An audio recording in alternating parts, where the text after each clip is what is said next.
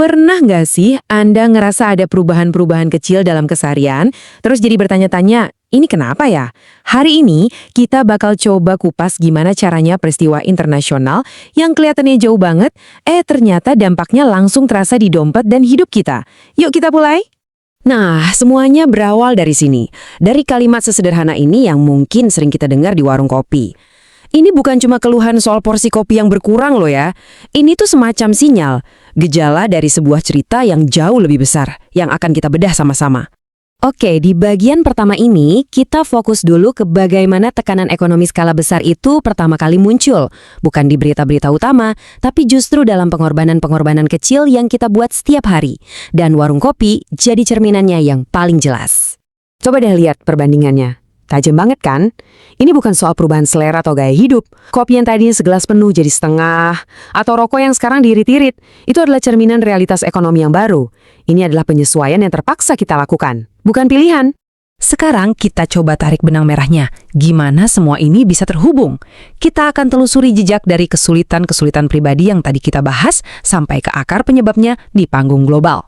Nah, menurut sumber yang kita bedah, inilah pemicunya.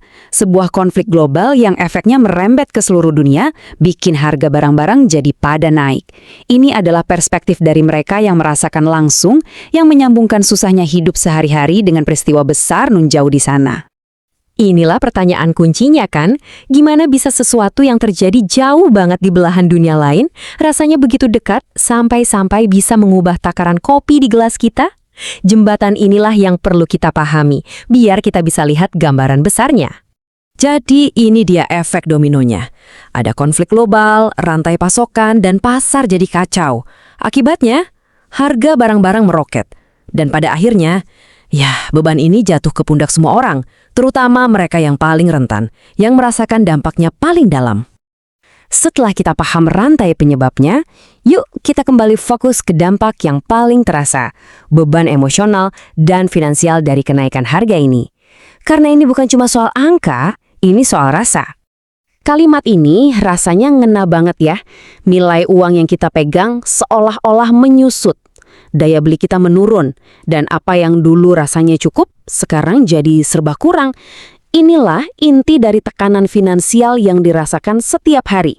Dan ini dengan cemerlang menggambarkan kalau dampaknya itu jauh lebih dalam dari sekadar urusan dompet. Ada beban emosional yang berat. Kenaikan harga yang nggak berhenti-berhenti itu menciptakan kecemasan dan stres. Hati yang ikut teriak itu metafora yang kuat banget untuk penderitaan batin ini. Pada akhirnya inilah kesimpulannya. Kualitas hidup jadi menurun. Ruang gerak kita untuk menikmati hal-hal yang sederhana jadi makin terbatas. Kehidupan yang tadinya sudah simpel, sekarang terasa semakin sempit dan masa depan tampak lebih suram.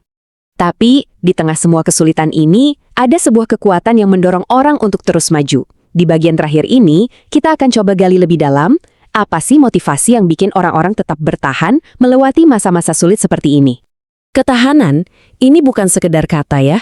Bagi banyak orang, ini adalah kekuatan yang nyata untuk terus berjalan.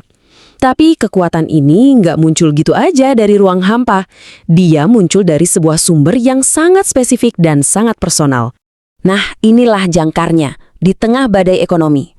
Alasan utama untuk menanggung semua beban ini adalah keluarga. Tanggung jawab dan cinta untuk orang-orang di rumah, itulah yang menjadi bahan bakar untuk terus berjuang, gak peduli seberapa berat tantangannya. Dan kita akan tutup kupasan kali ini dengan sebuah pertanyaan untuk kita renungkan.